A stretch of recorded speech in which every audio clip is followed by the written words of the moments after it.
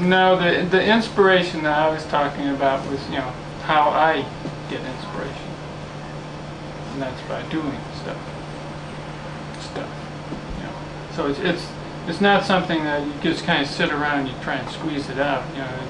It kind of comes along as you're doing things. So I think if you get more experience and you get to see more things and do more things and kind of follow your interests, and that's where you're going to find inspiration.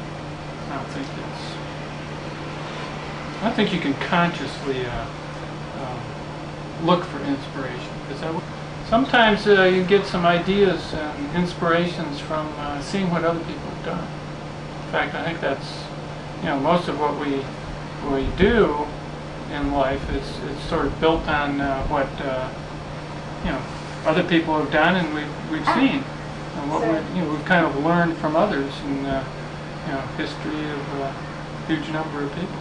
I've been wanting to design some kind of a catch for a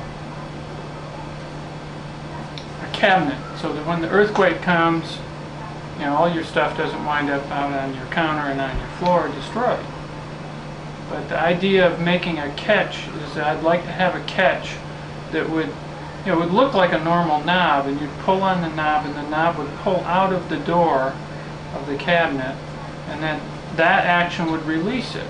And then when you close the door, it would kind of latch back in. And the inspiration that I had for how that would be manufactured came from these little locks that you see. They're sort of like a keychain thing, and there's a ball in a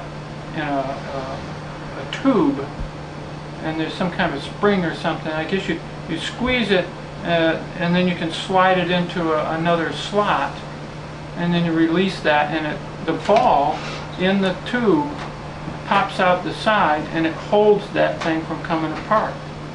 So I thought, well, maybe there's some way I could use that technology or that idea, and come up with a catch for a cabinet that would be easy, work nice, look good, all of the above.